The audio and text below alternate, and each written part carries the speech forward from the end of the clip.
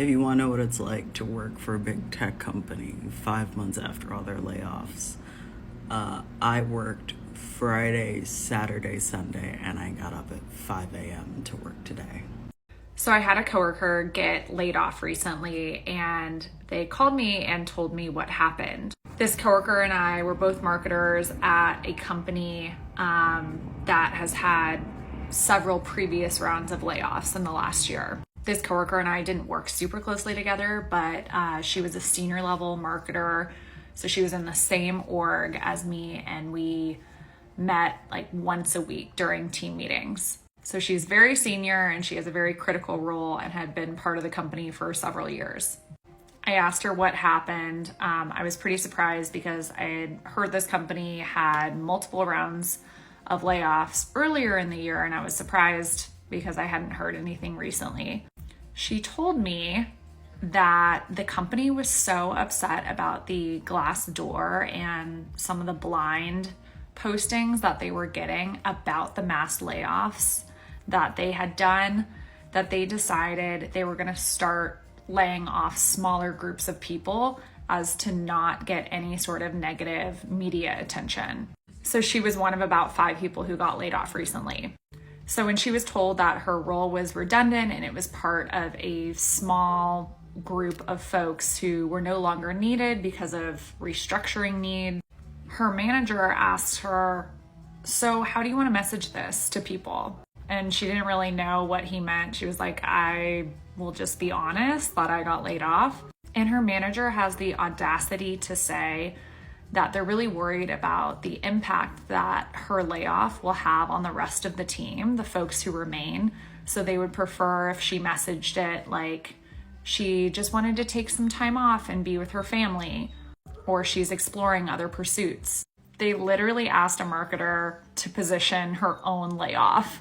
Absolutely insane. And if any company does this to you, just know that you should probably leave a very honest Glassdoor review and let other people know what's happening. Leaked video of Better.com CEO after the layoff call. Being as productive as possible, we are delivering to deadline for our customers and for each other. Parts of this organization that have not been deadline-centric before will be extremely deadline-centric going forward. You will not be allowed to fail twice. You will be encouraged to fail once, but not allowed to fail twice. Not meeting deadlines will not be acceptable. Is that going to change things a little bit? Yes. It's going to make things better, and that's what we're here for. I know some of you were concerned that we weren't going to have the budget for this year's annual event, but due to the wizardry of your CFO, John, I'm talking about you, we're not only going to have this event, but it's going to be the best event we've ever had. We've booked a marquee venue in the city for this event, so please drive the urgency, share it with your network, get your customers there. If you still need your personal discount codes, hit up Molly. She'll be able to hook you up in no time. One other surprise in regards to the musical guest, we have just booked Justin Bieber. That is right, the Biebs will be there in the flesh, so get excited about this. Is this not an incredible company or what? HISD Central Office staff, are y'all okay? Because did this man just tell y'all you will work extra hours, including weekends, and to kill any upcoming vacation plans? I work my 8-hour shift and I have to ask you if it's okay that I be released to go home? That you are expected to work extended hours before and after your assigned work schedule? Is it crack? It gotta be crack. This HISD drama feels like an entire dystopian saga. Like, what the fuck? So dozens of human resources employees are being asked to work extra hours, including weekends, and to forego making vacation plans.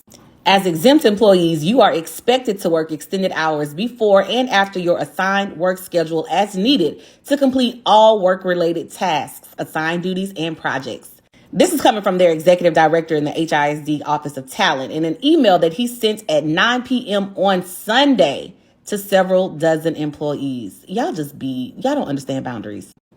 All team members are expected to be available to assist and work across HR departments and therefore must be flexible and able to pivot to new assignments at a moment's notice. Ooh, the gaslighting. Of course, they got to sprinkle in that they appreciate your patience and flexibility, but this is a period of urgency. And it's expected to last into September. but they're all working hard to meet the superintendent's directive of having 0 teacher vacancies on these NES campuses and only 50 teacher vacancies total for non-NES campuses by the start of the school year. Ambitious. One employee who wanted to remain anonymous said that the tone and the content of the email felt threatening. The work environment has changed drastically since the new administration took charge, and that in the past, the supervisors would ask employees to volunteer for extra tasks and express gratitude for their hard work.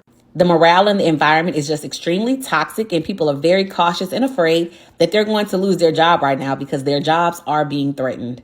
They've already slashed central office staff by roughly 25%, and they announced last week that it would eliminate 1,675 vacant positions and 672 field jobs. This is the part that gets me. The executive director told the staff that they are expected to check in with their supervisor around 5 p.m. each day to confirm whether they can be released from work or whether you are needed to assist in other projects. What the fuck? He's also banned supervisors from approving any leave requests without asking him first. They've even changed their hours. This is the 3rd time they've changed them this summer. Usually they're off on Fridays, but now they have to work 8 to 5 on Monday through Friday during the summer. Of course, the workload has increased because they're panicking about getting teachers in place. The association that y'all always asking about, they just said that they were mortified that they saw the screenshot floating around social media. That's all they can really do here is be mortified. They're blaming Machete Mike Miles, saying that he created this problem and now he wants the remaining employees to clean up his mess. Child, y'all can pause to read the rest of this mess. Todd, I can't make the product team work late tonight because we let them all go in the layoff. I told you this is what would happen if we went in with that broad brush approach and cut as many jobs as possible. Yes, I know the quarterly numbers look great. Engineers that are transitioning in are working on it, but it's going to be weeks before they're decommissioning a new feature. You want me to call the people that we let go and see if they can fix this? Out of curiosity, why do you think they would be willing to do that? So I just survived a layoff. Fun. Am I safe? Nobody is. Actually, 40% of Americans get laid off in our careers. So yeah, this kind of freaked me out because I just bought a house. Great timing. I was chatting with you on the server and I learned a lot. Like the percentage of people laid off tells you a lot about the company without them actually telling you. So when should you freak out? If it's like less than 10%, your company's probably doing okay. Those cuts are usually due to performance, leadership changes, removing a product line, mismanaged roles. But above that, yeah. For companies planning ahead, you'll typically see a 10% reduction, like these. For companies that didn't plan well, you'll probably see something like over 25%. That's a big red flag for a shit show to start. Not great. At this point, you should ask yourself, do you believe in the leadership and the company's strategy? If not, I think you should start looking. If you've been laid off, I'm very sorry. I hope you got a fat severance package and you bounce back soon. For those who haven't, layoffs are scary as hell. They shake everyone's psychological safety. You might have survivor's guilt. You might have to do everyone's jobs who got cut. I linked some useful articles down below to help give you some perspective and hope this video helps. Stay safe, y'all. As someone who is still at a tech company that's done massive layoffs recently and has a lot of friends who are either impacted by the layoffs or are still at those companies who did layoffs, let me tell you what the mood is like inside the company. I read this article called Layoff Brain by Anne Helen Peterson, and she does a really good job of summarizing all of the tech layoffs and how people are processing it right now. So many of the tech companies of the 21st century have become so popular and famous because of the way they treat their employees and the way that they put their people first. And I think this article gets it right as to people's feelings after the layoffs. For the people who are still at the company, it's a weird mix of feeling guilty, but also relief and fear for what's coming next. There's definitely a lack of trust in the company that you work for. But I think the biggest thing that I've heard from people is the sort of identity crisis in that we're no longer in the golden age of tech and your company is no longer the best in the world. And I think people are struggling with that.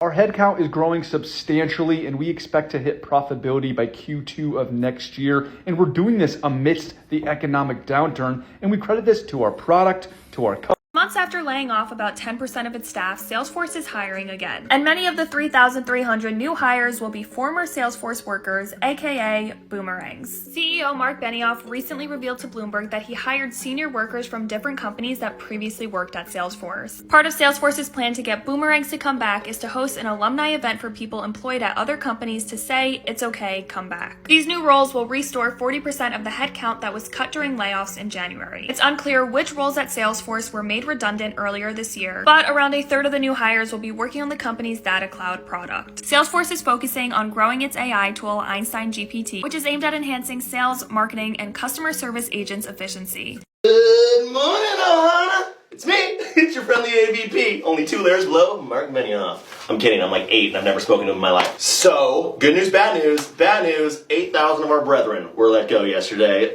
Super sad. They'll bounce back. They're good people. And 5 months of SEBI. How do you go wrong with that? Good news is, for us, we survived. Wow! We did it! We lived!